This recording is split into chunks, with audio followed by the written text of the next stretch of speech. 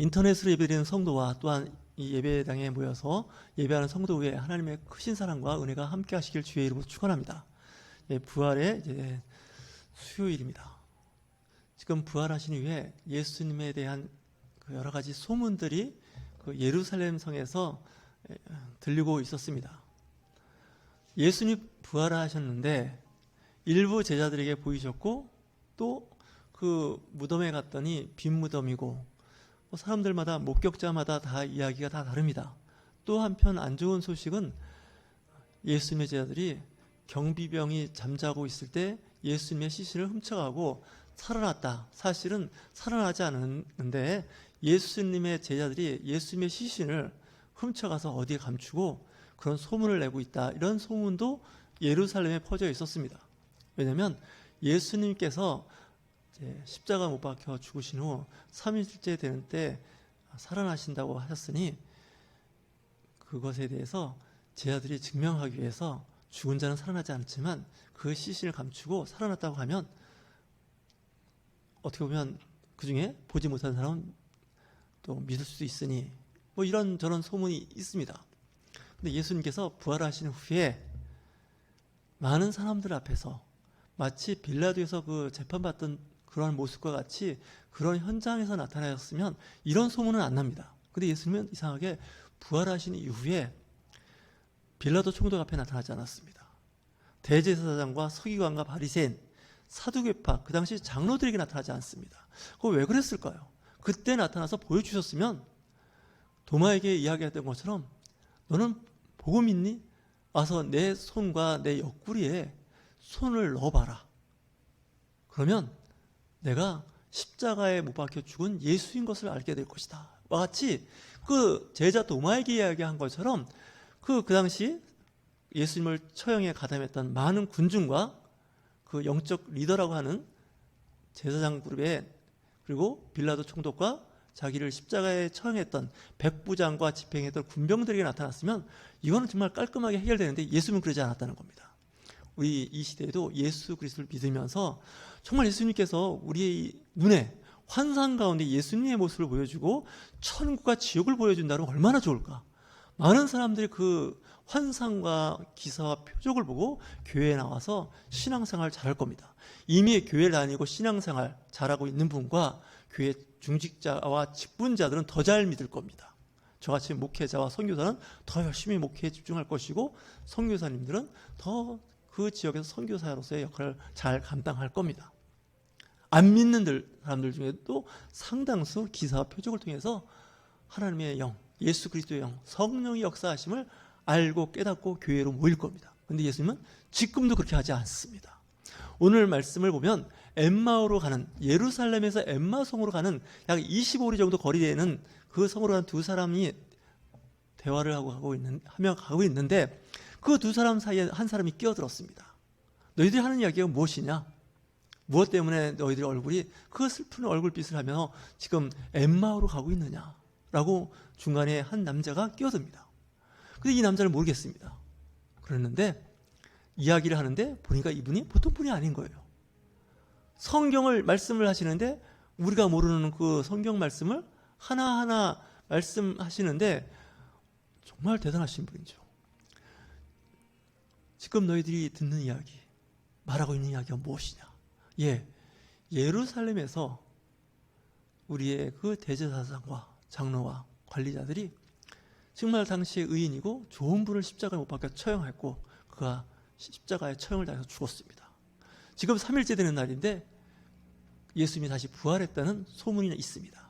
그 중에 일부 예수님을 알고 따라다니는 여성들 중에서 이야기가 나왔고 일부 제자들은 가봤더니 그 시신이 없는 상태에서 빈 무덤을 보고 굉장히 혼란스러워하고 있는 이 시점에서 정말 우리도 혼란스럽습니다. 지금 엠마오로 가고 있지만 마음이 슬프기도 하고 또 한편 예수님이 살아나셨다고 하는데 궁금하기도 하고 이런저런 생각이 있고 마음이 좀 우울합니다. 그랬더니 예수님께서 말씀을 하시는데 구약 성경의 말씀을 가지고 이 땅에 오실 메시아가 어떤 메시아인 것을 설명을 하고 있는 겁니다.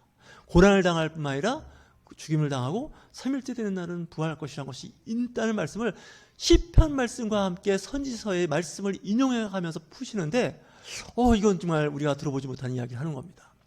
왜 구약의 예수 그리스도가 이 땅에 오셔서 메시아로 오셔서 이 땅에 하나님의 그 구원자로서의 기능을 할 것인가에 대해서 설명이 되어 있는데 왜 구약 성경에 정통했던 사람들은 그걸 몰랐을까요? 이게 문제인 겁니다. 성경 공부를 열심히 하고 성경을 많이 읽어도 하나님의 성령이 역사하지 않으면 성경은 하나의 지식이 지나지 않습니다. 어떤 사람은 성경 공부를 열심히 해서 책을 쓰는 분도 있습니다. 심지어 대학에서 강의하는 분도 있습니다. 그러나 그 마음속에 진정 하나님의 성령의 역사하심이 없는 그런 기능을 하고 있는 가르치는 분들도 있을 수 있습니다. 그 당시 종교 지도자였던 유대교의 종교 지도자들이 다 그랬던 겁니다. 근데 예수님은 다른 거죠. 영적인 부분입니다. 그래서 말씀을 들을 때 그들의 마음이 뜨거워지는 거예요. 감동이 있는 거예요. 이제 한참 걸었습니다. 저녁 때가 됐습니다. 그래서 이제 저녁도 식사도 할 겸 잠을 잘 그런 숙소를 이제 정해서 들어가고 있을 때 식사를 할 때 그 같이 동행했던 엠마오 가는 두 사람의 동행했던 그분이 떡을 축사를 하는 겁니다. 그러니까 식사 기도를 하시는 거죠. 떡을 떼어서 먹는 순간 그들의 눈이 밝아졌다는 거예요. 그때서야 눈이 밝아졌다는 것을 성경에서 기록하고 있습니다. 왜냐하면 24장 16절에 그들이 눈이 가리어서 그인 줄 알아보지 못하거늘 돼 있답니다. 처음 만나서 이야기할 때 그들의 눈이 가려졌다는 거예요. 예수님인데 예수님인지 모른다는 거죠. 이게 참 심각한 문제 아닙니까? 그랬다가 축사하시고 떼어서 그들에게 떡을 떼어줄 때 31절 말씀입니다. 그들의 눈이 밝아져 그인 줄 알아보더니 떡을 떼어서 먹는 순간 그들의 영적인 눈이 띄어져서 그가 부활하신 예수인 것을 알았다는 거예요. 우리는 부지 중에 사람을 대접해서 하나님의 천사를 대접했던 아브람처럼 이 시대에도 그 떡을 떼어주는 그 사람 알고 봤더니 그가 부활한 예수인 거예요. 그들이 그 순간 감동과 함께 깜짝 놀라는 거죠. 아니 그렇게 말씀을 잘 설명해 주신 그분이 보니까 부활하신 예수님이에요. 근데 그들의 눈이 띄어지지 않았다는 거예요. 이건 영적인 눈을 얘기하는 거예요.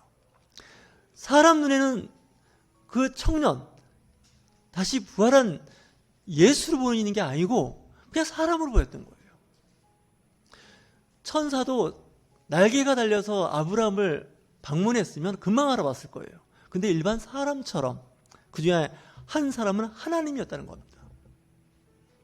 천사이면서 진짜 번개처럼 밝고 흰 옷을 입었으면 금방 알을 텐데 일반 사람처럼 나타난다는 거예요. 우리 옆에 사람이 하나님의 천사일 수도 있어요. 성령의 사람일 수도 있어요. 눈이 띄어지면 그걸 알게 됩니다. 그들의 눈이 밝아져 그인 줄 알아보니 예수는 그들에게 보이지 아니하시는지라. 순간 없어진 거예요. 이해하십니까? 식사 중에 갑자기 없어진 거예요. 사라진 거예요. 예수님을 알아보는 순간 그 순간 공간 이동을 하신 거죠. 정말 이해하기 어렵습니다. 이 부활하신 후에 예수님의 모습은 육신으로 부활한 건 분명한데 그 육신이 그 전에 육신하고는 다른 육신인 거죠. 영적으로 부활한 게 아니라 인간의 몸, 살아생전 식사하시고 바다 위를 걸으시고 주무시던 그 인간의 몸으로 부활하셨는데 그 부활의 영체가 다른 거죠. 오늘 또 한 가지 말씀 보시면 이런 말씀이 있습니다. 예수님께서 어떤 말씀을 하시냐면 44절을 보면 모세의 율법과 선지자의 글과 시편의 나를 가르쳐 기록된 모든 것이 이루어져야 하리라 한 말이 이것이라 하시고 이에 그들의 마음을 열어 성경을 깨닫게 하시고 모세의 율법 예언이죠. 그리고 시편에 나오는 말씀, 이 구약 성경에 나오는 말씀을 설명을 하는데 그 설명을 하시면서 어떻게 됐냐? 듣는 사람들의 마음의 문을 열어서 성경을 깨닫게 했다는 거예요. 교회 출석하면서 말씀을 듣는데 듣는 이들이 있어요. 듣는 귀가 있어요.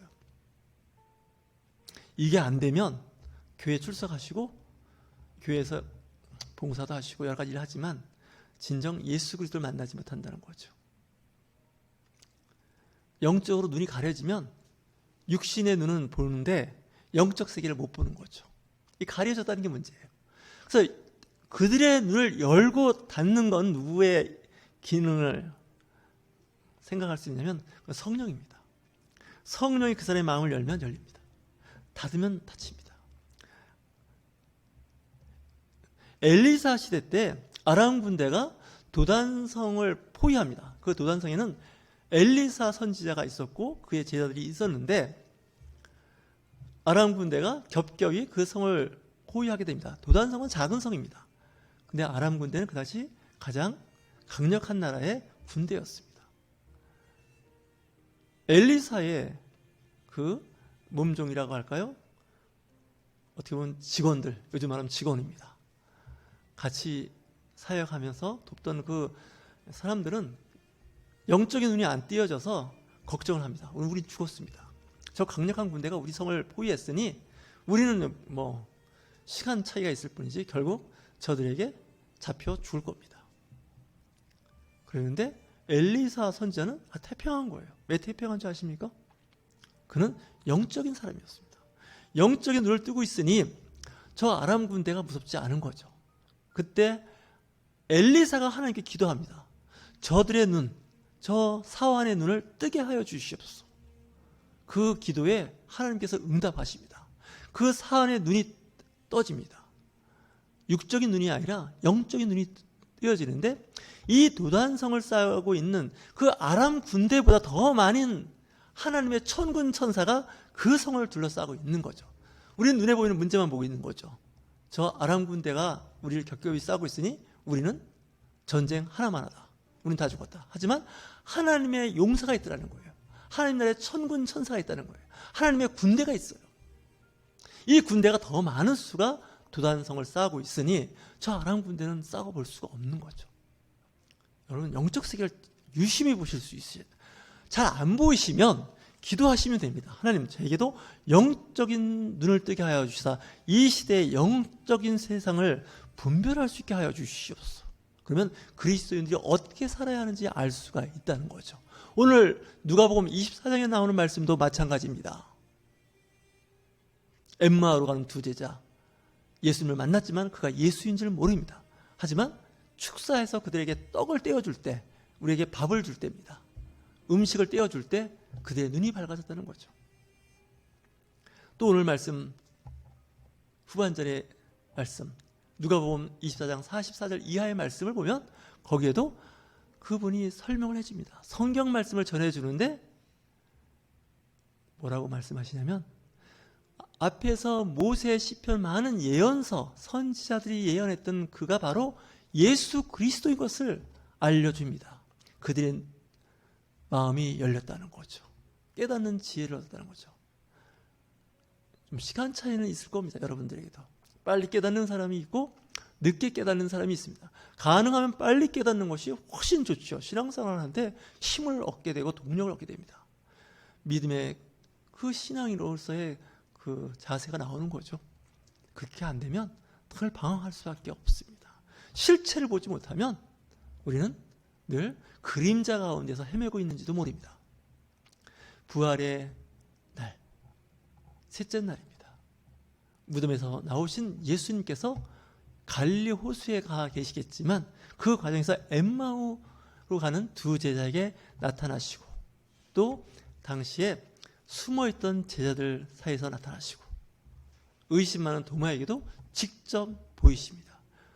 여러분, 하나님께서 우리에게 베풀어 주시는 은혜 중에 하나가 예수 그리스도가 구원자이심을 알고 깨닫게 해주시는 것이 가장 큰 은혜입니다.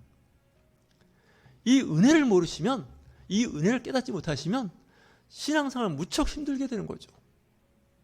예수님 제자들도 공포 속에서, 죽음의 공포 속에서 숨어있던 사람들입니다.